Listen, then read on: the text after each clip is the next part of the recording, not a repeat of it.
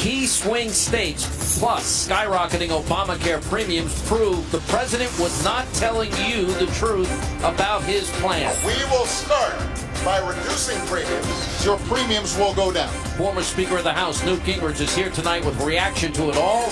I'll tell you what, the media, folks, is no good. They're no good. Then a new study shows the abusively biased liberal news media is in the tank for Hillary Clinton. Tucker Carlson, Monica Crowley, Judge Janine Pirro all weigh in. All of that plus the fives, Eric Bolling and Kimberly Guilfoyle on potential voter fraud. Hannity starts right here, right now.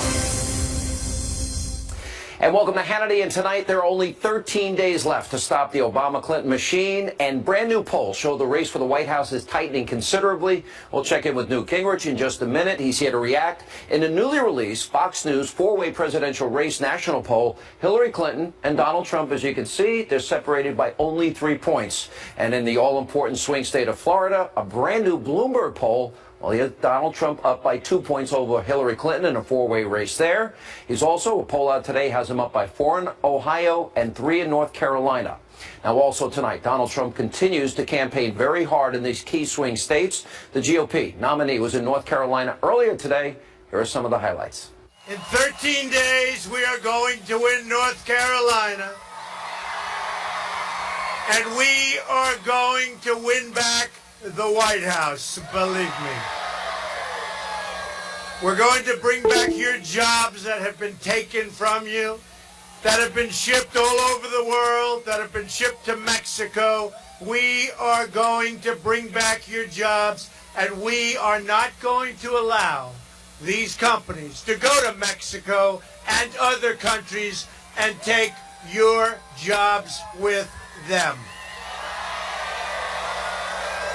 We're going to stop the jobs from leaving North Carolina. We're going to start making things again in America. We are going to make things again. The jobs theft, and that's what it is, will end. Now, the liberal-loving Clinton media, the mainstream media, you know, the ones colluding with the campaign, they've declared this election is over before your votes have even been cast or counted. Now, they say it's impossible for Donald Trump to win. I disagree. I don't think they can be further from the truth. Let's take a look at the Hannity big board map. First thing I would say is you got to be able to find your state wherever it happens to be. I forget. I don't have the best history knowledge, but I do remember where most states are. Let's go back first and foremost to 2012. If Donald Trump wants to be president, all of these red states that you see here, he's got to win. That includes Utah, third party, spoiler candidate. Could be a factor there. Hope not. Hope Utah comes around, goes Trump. Arizona, it's been a little close. Latest poll out today, you have Trump up by 3. Colorado, poll shows today that it's a little closer than before, not as solidly blue. We'll get to that in a minute. And then you've got all these other states. But what are the must-win states if Donald Trump wants to be president? Number one, he's got to hold North Carolina. Polls have been very close there. One poll came out today, had him up 3. 2 polls out yesterday had him down 2 and 4 respectively. So North Carolina, if Donald Trump's going to be president, he must win North Carolina. Georgia, some close polls. I don't think it's in play. I don't think Texas is in play. Let's assume for a moment it's not. Now, Donald Trump wants to be the president of the United States. He's got to take, right there, he's got to take Florida. We're assuming he's going to get Georgia. We believe he has to run the table.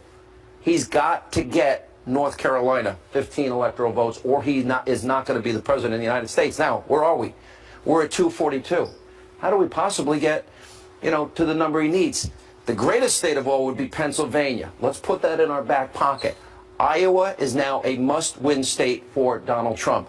Now, you've got Minnesota, Wisconsin, and Michigan. Any of those 3 would be extremely helpful.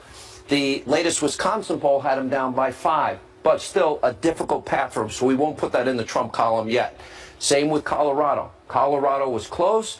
Then Hillary started pulling away. There's a 5-point difference in Colorado as we speak today. But he's got to take Arizona. Must win for Donald Trump. He's got to win it. He's got to win Nevada. Now we're up to 265. How is it possible for Donald Trump to get 5 more electoral votes? There's a couple of ways to do it. He could take New Hampshire, polls tightened just late this afternoon to a 4-point race. If Donald Trump takes New Hampshire, 269. What? 269, 269, it goes to Congress. That's a good thing. But see up here, I can't pull it out. There's the 2nd Congressional District of Maine. If he pulls out that district, the magic number 269 goes to 270. Now, let's say he can pull in Colorado, which has been, close in some of the polls. Let's say that Donald Trump can put either Virginia here or Pennsylvania here, or there were a couple of close polls in Minnesota, not likely, but possible, or Wisconsin or Michigan. By the way, you people in Michigan, are you better off under Barack Obama the last 8 years? Do you really want more Hillary? Any of these would be a factor, but this gets you to the magic number. You've got to take Arizona. You've got to hold Utah. You've got to get Nevada. You've obviously got to carry all the other red states. Florida, Ohio, North Carolina must win. Virginia, Pennsylvania, any of these other states are extra. This, New Hampshire, you hold the keys to the kingdom. Those 4 electoral votes, if you take that away, you can go to New Mexico and get the 5 electoral votes there, but that's been trending blue as we have changing demographics. So there is a path to 270, very hard, very tough. He's got to thread a needle, but very possible. Is there a Brexit effect? Joining us now with reaction, the author of Treason, former Speaker of the House, Fox News contributor Newt Gingrich. Mr. Speaker, what do you think of that analysis? Well, I think you're largely right. I think, Trump could either come very close or he could win by a surprising number of states. Because if you suddenly get a wave effect, there's a poll out, for example, in Minnesota that shows it's 43-41. If he's within 2 points of Hillary right now in Minnesota, he has a real shot at carrying the state. So you start looking around and realizing all this news about Obamacare, and that's what's affecting Minnesota. They have an enormous increase in the cost of Obamacare in Minnesota. So big, the governor's talking about a special session of the state legislature to try to find some desperate solution for people who are not going to be able to afford their health insurance. You go state by state, there are a lot of states right now being shaken by the cost of Obamacare, the rising deductibility, and the fact that in a lot of places now, the insurance companies are all leaving. I think there are 600 counties that are down to one insurance company.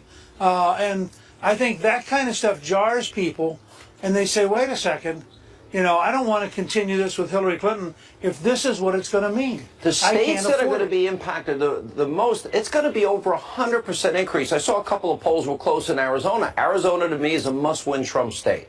But they're going to have a 100+% increase. The promise was keep your doctor, keep your plan, save $2,500 per family per year. The average family already has seen $4,100 in increase in premiums up to this point. Now they're going to have anywhere between 25 and 116% increase in premiums. That's going to affect the people of Minnesota. It's going to affect the people of Wisconsin and Michigan, Arizona, Pennsylvania, Ohio, Florida in particular. The elderly fixed income. I was going to say, Sean, that's why I think the map you've got can actually be broadened out if people start putting 2 and 2 together and realizing, first of all, realizing it's all a lie. That just as Hillary Clinton lied, so did Barack Obama. This stuff's all been a lie. You now know, because he once again spoke out, that the architect of Obamacare actually said, look, it was designed to do this. I think this is the Democrats' first big step towards government-run health insurance by so shattering the private sector that it's not sustainable. So, but it's happening too soon. It's happening now, before the election, and that's why I think you're going to see more states coming into play, not fewer. And by the way, Hillary sold it the same way Obama did. Keep your doctor, keep your plan, save money. She even compared Obamacare to Hillary Care. Watch this. It was called Hillary Care before it was called Obamacare. Right? I worked hard back in 93 and 94 to get us toward universal health care. I don't want to start over again. I don't want to rip up this accomplishment and begin this contentious debate all over again. So I want to take the Affordable Care Act, I want to defend it, and I want to improve it. We will start by reducing premiums by as much as $2,500 per family. If you already have health insurance, the only thing that will change under my plan is that we're going to work with your employer to lower your premiums. and everybody will have lower rates, more, better quality care, and better access. You can get the same good rates as a group that if you're an employee at a big company you can get right now, which means your premiums will go down. Millions of real Americans like Jane and Brett Thomas benefiting from Obamacare every day. Their premiums are lower, their prescriptions are cheaper.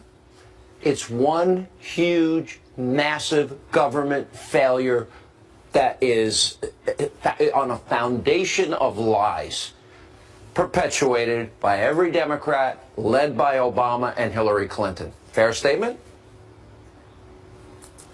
Yeah, and I think it's ironic. Bill Clinton said this whole thing is crazy and it can't work. And I thought that was remarkable candor. And I think what we've seen since he said that about 2 weeks ago, we've had so much negative stuff coming out. My only point is, these are the kind of real life personal decisions. I talked to a friend whose premiums will go in Minnesota, whose premiums will go up this year, go up $2,400 more than she's already paying. And she just said, I don't know how I'm going to afford this. And so that's why you're going to see, I think, more and more people shy away from Clinton and the spectacle of how bad big government has become. All right, stay right there. We got to take a break. We have a lot more with Newt Gingrich coming up straight ahead. Also coming up, Project Veritas released another new video, this one exposing some very dirty political tactics used by the Democrats. Also later, a new study shows just how abusively biased and negative the mainstream media is towards Donald Trump and how they're colluding with Hillary Clinton. We'll show you those results and findings, and also you'll get reaction from Tucker Carlson, Monica Crowley, Judge Jeanine Pirro, and much more tonight on Hannity. Live from America's News Headquarters, I'm Lauren Green. U.S. military officials now warning that ISIS is planning more attacks in the West. According to a U.S. Lieutenant General, the targets could include parts of Europe, even the United States. He says the terrorists are plotting the attacks from the Syrian city of Raqqa. The intel is adding urgency to coalition plans to take the city back from ISIS. Two powerful earthquakes rocking central Italy, the magnitude 5.4 and 6.1 tremors damaging churches and buildings. Some people were treated for minor injuries, but there are no reports of deaths. The quakes were actually aftershocks following an August quake that killed nearly 300 people in the area. I'm Lauren Green. Now back to Hannity, and for all your headlines, log on to foxnews.com. You're watching the most powerful name in news, Fox News Channel.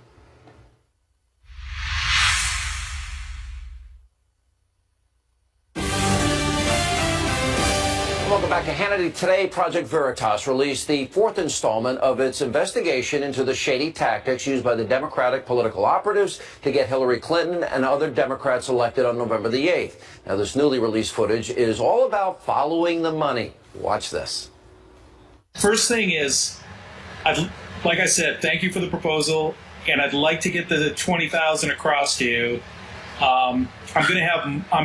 The second call I'm gonna make here is to my money guy, and he's gonna get in touch with you on how to wire the funds to you. Okay, we are running out of time, as you know, so we need to do it quick. He told us to send the check to Americans United for Change. It was earlier this year that we purchased a shell company called Repulse Bay Limited. It was incorporated in Belize, Central America in 2005. Next, we opened a bank account in Belize so we could move money around the world anonymously. Came through in a timely way. Your guy took care of business right away. Yes, indeed. I just knew it took tricky route through Belize, and I just wanted to make sure that got to you. So good, I'm glad. The money definitely helped. Shortly after the funds were released, Charles Roth's niece, our journalist, got offered an internship at Creamer's firm, Democracy Partners. Roth's money man, Michael Carlson, requested a meeting with Creamer. Carlson said he was looking for an immigration lawyer with powerful connections for a wealthy client in Syria who wanted to live in the U.S. Making the phone call, and we're going to record it. I will try and find a couple of good referrals to you and get back to you pretty quick then, okay? Fabulous. Brad Woodhouse, the president of AUFC, the folks we had sent the money to, heard that we were releasing undercover videos exposing their activities. Woodhouse told the journalist that AUFC was going to return the $20,000. He was concerned it might have been an illegal foreign donation. Now, for the record, Fox cannot independently verify the content of that video. We reached out to all the parties mentioned in the video, and Americans United for Change, they gave us a statement and said what they did is perfectly legal, and said this was another, quote, lie-filled, selectively edited video from a discredited right-wing fringe activist. Back with us now, former Speaker of the House, Newt Gingrich. Well, they did admit on video that the money came from the Clinton campaign, funneled through the DNC, funneled through this group that go to operatives that foment violence, that they brag about on tape, completing in Chicago and elsewhere, and a massive voter fraud scheme, and then the new developments today. Your reaction? Will this impact the voters? Look, I think, first of all, where is the FBI? Why isn't the Federal Bureau of Investigation? You have so much evidence here, including deliberate paid operatives trying to foment violence to affect a presidential campaign. I mean, if that's not something the FBI should be looking into, I don't understand how the system works. Second, I think the average voter, and I'm getting this feedback now, for example, from Texas, where there are concerned activists who believe that there's substantial voter fraud underway. And I think you do have a heightened awareness around the country that you have to worry about voter fraud. I've you have heard to worry from more about than violence. I mean, again, more than 24 people in Texas called my radio show and said people vote for Trump, and it switches to Clinton, and then they have to bring the poll person over. Obviously, right, 24 people calling me independently. Well, I think there's at least one county that's looking to go back to paper ballots because they so distrust their machines. So, I mean, there's a lot of stuff going on here that makes this the weirdest election I can remember, and I think. Clearly you have on the Democratic Party side a willingness to foment violence, a willingness to disrupt meetings, a willingness to intimidate people, and a willingness to break the rules in terms of money. I mean, but this goes back to what to Bob Woodward's statement on Sunday as the leading investigative reporter in the Washington Post, who just said, look, the Clinton operation's corrupt. There's no other word for it. They are corrupt. Let me go to the latest WikiLeaks. Nobody in the media is following this. The revelations are stunning. The latest, Uma Abedin says Hillary's not right in the head. Podesta and an aide criticizing Clinton's instincts. An aide writing there's just no good answer on the server scandal. Podesta saying Obamacare premium increases are politically deadly. Oh, isn't that great? At least he knows the truth.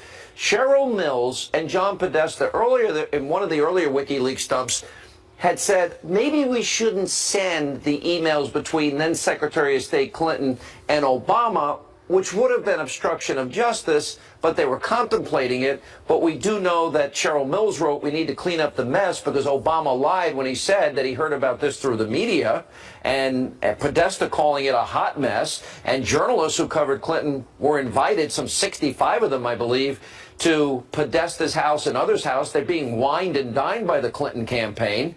They saw the vulnerability of the Clinton Foundation and all the pay-to-play issues. I'll keep a lot of this up so our audience can keep reading. It would take me a full hour to expose everything that's here. But as you put it all together day after day, what is your take on it? Well, look, I mean, first of all, this is a classic example of organized crime. And if it was any other business except politics, we'd all understand this immediately. This is a conspiracy to break the law. It's a conspiracy to subvert justice. It's a conspiracy to block the U.S. government and manipulate the U.S. government. We just began getting things out today, apparently, that Podesta was also going and having dinner with Justice Department officials. That's right. While they're investigating Hillary. Now, you know, we all knew about the famous airplane meeting between the Attorney General and the... Yeah, and Terry McAuliffe paid off one of the guys at the FBI.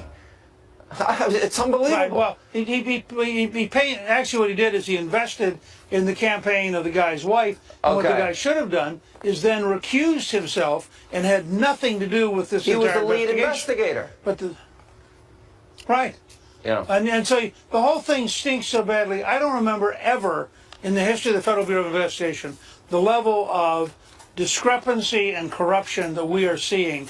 And I think Comey's going to go down in history as the man who corrupted the FBI and crippled the American system of law enforcement. Well, we also have this... And that's what you're seeing day after day. And then we have the enrichment of John Podesta, new evidence that he schemed to hide these Russian-tied assets. You know, one of the things that has been really underreported, the needy Latinos comments, now new comments today. You got another Clinton advisor saying they're going to deploy brown and women pundits and that they could, you know, cultivate this brown. Really? That's how you talk? Earlier ones were misogynistic and racist and anti-Semitic. The very things that Democrats always say Republicans are, WikiLeaks proves they're guilty of. And I don't know if the American people are absorbing it. Well, first of all, the news media is doing everything it can to avoid covering it. But I think it's getting out there. And I think partly because Trump lays it out. Trump has a huge social network. I think Fox is the only network that's done any serious coverage of much of this. There's been a desperate conspiracy of avoidance by most of the mainstream media because they know that their candidate is sinking into the quicksand. All right, Mr. Speaker, thank you. And before we go, you can meet Newt Gingrich, get a copy of his brand new book, Treason, this Friday, 7 p.m. at the Foxtail Bookshop. It's in Woodstock, Georgia, his old state. Joining us now, when we come back, a new study shows just how biased, abusively so, the mainstream media really is. You won't believe how much negative coverage is devoted to Donald Trump. Tucker Carlson, Monica Crowley, Judge Jeanine Pirro are next. And later tonight, WikiLeaks releases a new batch of emails allegedly from the inbox of Clinton's campaign chairman. They reveal how her team dealt with the server scandal. One aide said, well, there is no good answer, period. Kimberly Guilfoyle, Eric Bolling of The Five are here. The rigged system and the corrupt media, there is nothing more corrupt than those people. Not all of them, but most of them.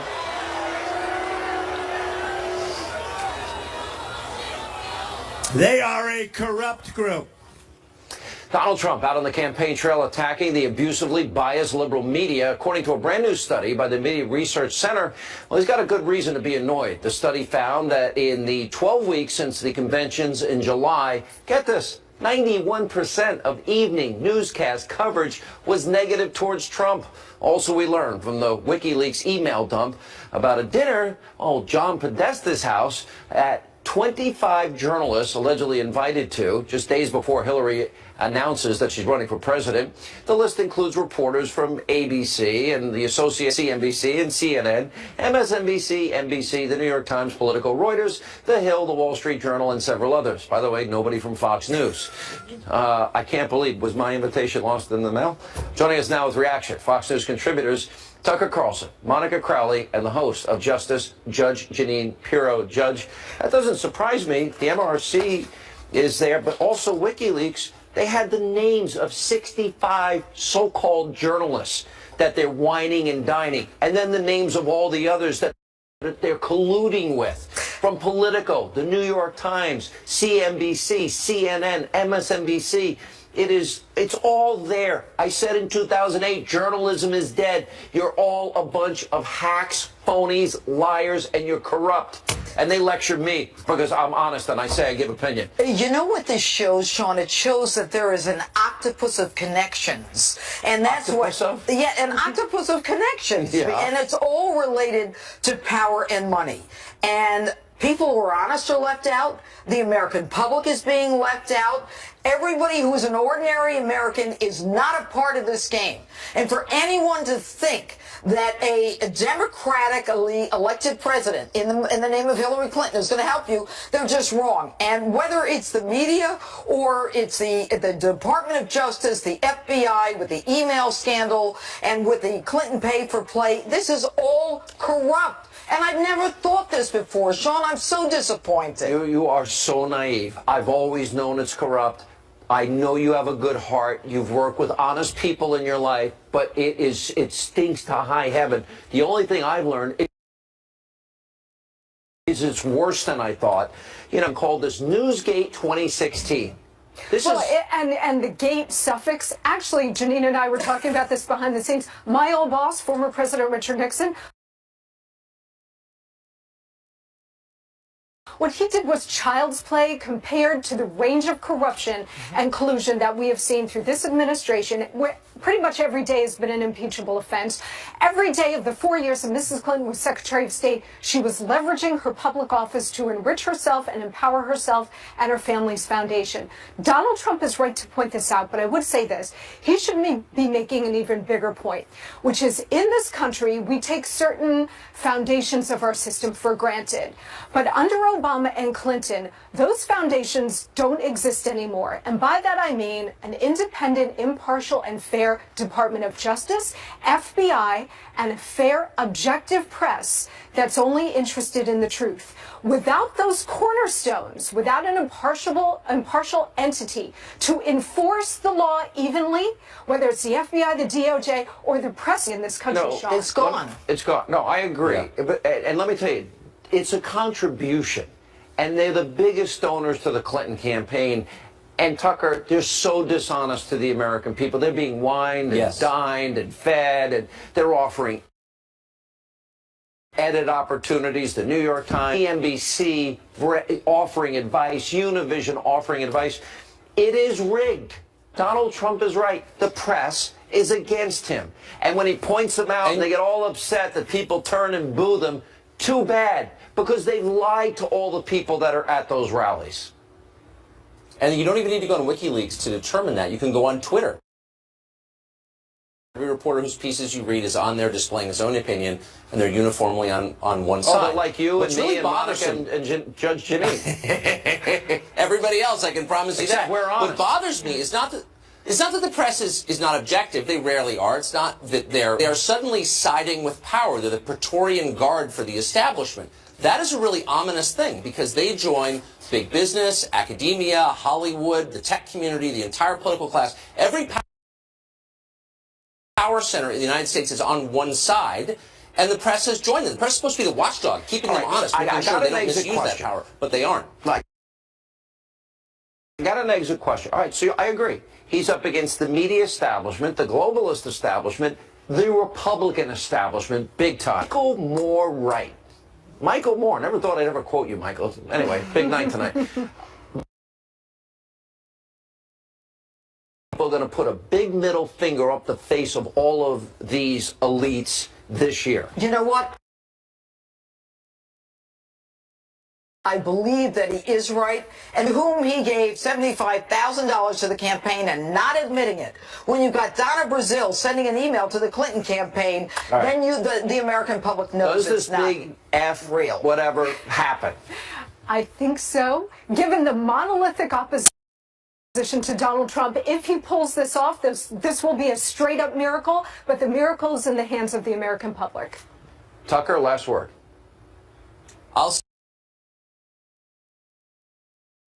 He's from the industrial Midwest, and so he's seen Washington in New York, and at least he sort of cares about the people punished by these policies. Hey, 95 million Americans out of work. 95 million Americans, 13 million more on food stamps, 8 million more in poverty. We doubled the debt. If we either fix it now or we're screwed, totally. All right, good to see y'all.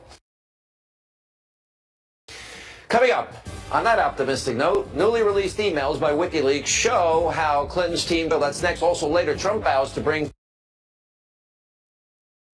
jobs back if elected president. That's what millennial voters want. Part 2, our interview with that key voting group, our town hall, straight ahead. Use an email system outside the U.S. government for official business while she was Secretary of State. At the same time, everybody else learned it through news reports. Did you know about Hillary Clinton's use of private email server? No. While she was Secretary of State? No. Do you think it posed a national security problem? I don't think it posed a national security problem. I think that it was a mistake that she's acknowledged. All right, that was Obama last year denying that he knew about Clinton's private email server, but as we showed you last night, emails released by WikiLeaks show that may not be true. Now, Clinton aide Cheryl Mills allegedly wrote after seeing one of the president's interviews, quote, "We need to clean this up." He has emails from her, and they don't say state.gov. Now, another set of emails released today by WikiLeaks show that Clinton aides were trying to figure out ways to explain away the private email server scandal. In one exchange, Felipe Reigns wrote, quote, "There is just no good answer." He continued, "We need to gut through the process phase, get them all out.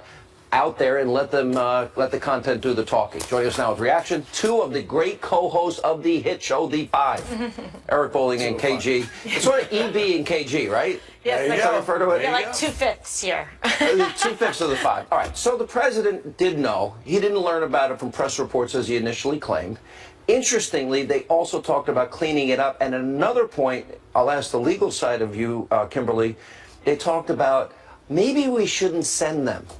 Now, they were under subpoena, so they had to send them. So there's an obstruction issue that comes up Obstruction here. of justice right there, and it shows a consciousness of guilt. It shows that they had knowledge, that they had intent, and what they were trying to do was cover this up, and specifically they thought they were going to get away with it. And that's why this WikiLeaks is so important in terms of what we find out now. And I mean, even the president was compromised by this whole situation, and with Hillary Clinton, and why he's fought so hard Does to try that to keep her in factor play. in, one more question for you, does that factor in to Comey not wanting to pursue it because of the email exchange would have implicated the president, potentially obstruction of justice, and we now have a constitutional crisis Well, it'd because bring the the whole- president knew and right. lied. And it would bring the whole house of cards down. So it'd be very interesting to know if Comey was aware of that. And I would think that he would be had to have doing been. this, investigating the people that work under him about how disappointed, and just really upset about the whole investigation and the eventual outcome and decision to not proceed forward.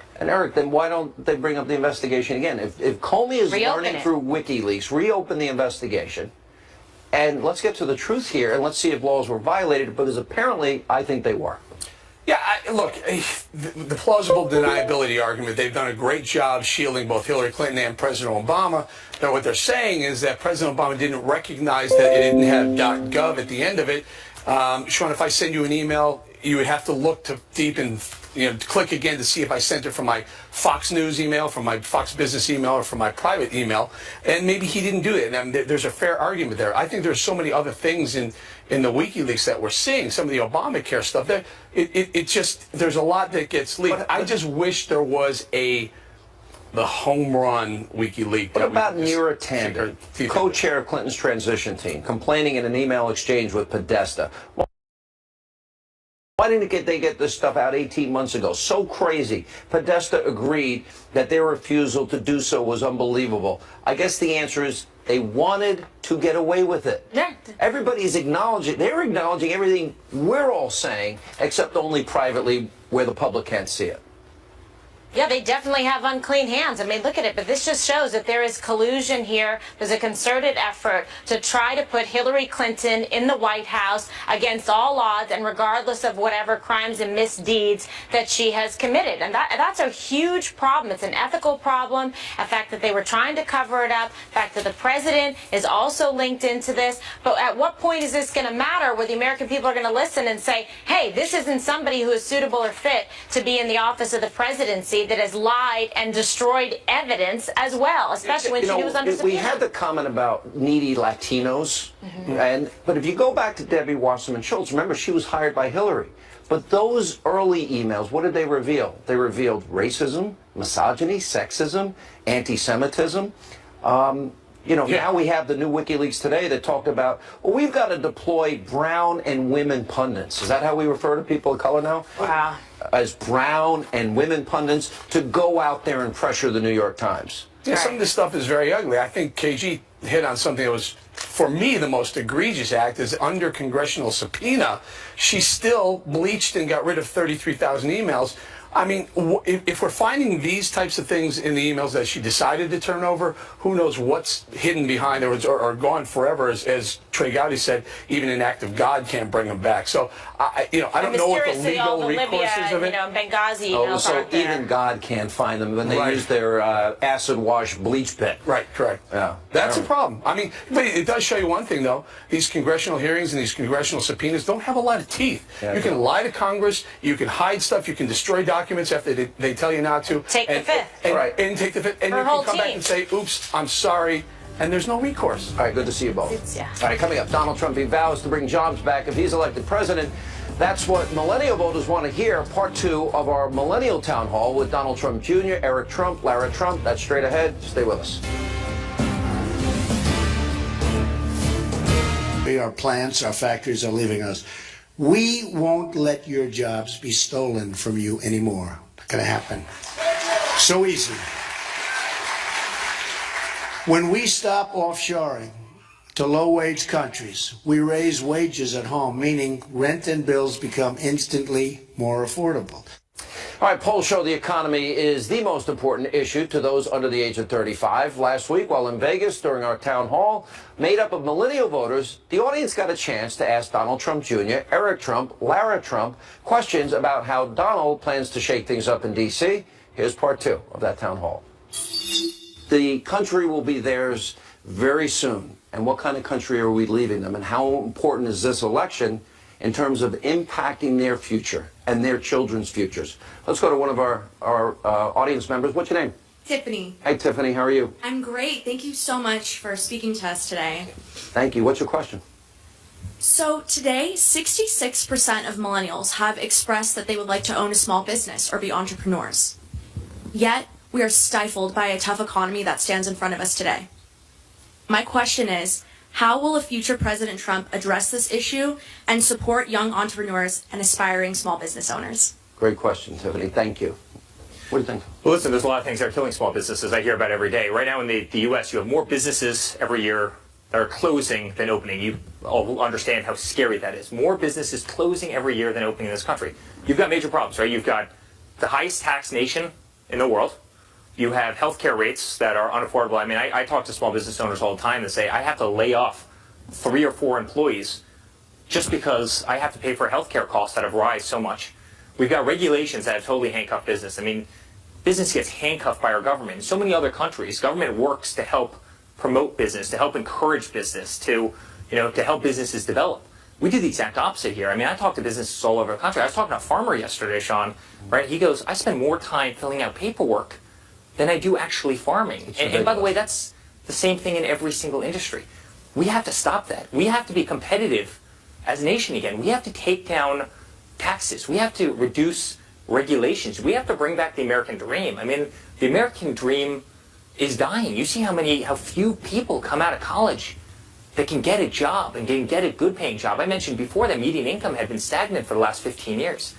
These are scary, scary things, especially for your generation that's just entering a workforce. We need to do a lot better. We just need to do a lot better, Tiffany. There are 2 big things that I think don't get talked about enough. The 2 greatest periods in this country of economic growth were when John Kennedy was president and Ronald Reagan was president. And they both did the same thing. Rising tide lifts all boats. They dropped the top marginal rates in the case of Reagan from 78% literally down to 28%. And revenues to the government doubled. Don, your dad is talking about lowering the corporate tax rate to 15%, which would be one of the lowest, if not the lowest, in the industrialized world. Correct. Repatriating, meaning there's all these multinational corporations. Yeah. Well, they have trillions parked overseas, and he would allow them to bring it back at a low rate so we build factories and manufacturing centers here and give these young people jobs. And that's the biggest thing. I mean, if you have companies that can go elsewhere, they will, because they'll go elsewhere. But then it's so penal to bring it back here. They leave it abroad. They hire people from over there. They put that money into those economies, and they never bring it back here. We want to bring that rate down so that money flows in here. Just think of what we could do with that money, okay? Whether it be just creating additional jobs, whether that means then we could give our kids a better education, because we're, what, number 28, number 30 behind a long list of third world countries that spend a fraction of what we do? You know how much we spend per student? $11,600. The most per capita in the world. And we're not even in contention, okay, because of bureaucracy. And that's what these politicians have done. They've put in layers and layers of people. That's why everyone around D.C. has gotten really rich while the rest of the country suffers. They've never done it in practice. It's all theory. But they create problems that they try to then fix. And it's all the same little cadre. And it doesn't matter which side it is. They just, they go in, they go out. That's why my father proposed something really great yesterday, which was term limits. And he also wants to prevent those same people that are close in government, that have those connections, from then going immediately and lobbying, and especially lobbying for foreign countries. Because we have guys at the highest levels that make millions and millions of dollars a year lobbying for the benefit of countries that aren't America. I mean, they're selling out America for millions. And so, my father said it best yesterday, which is, it's time to drain the swamp in D.C. #1 trending Twitter. When we come back, we need your help. A very important question of the day, straight ahead. Of the day. So, does the president need to apologize to you, the American people? he lied to you when he said, oh, I learned about Hillary's email server from this. I lied when I said, keep your doctor, keep your plan, save $2,500 per family a year. Now it's up to $4,100 and rising. Should he apologize? Go to Facebook.com/Sean Hannity, at Sean Hannity on Twitter. Let us know what you think. That's all the time we have left this evening. We'll see you back here tomorrow night. Only 12 days to go as of tomorrow. Thanks for being with us.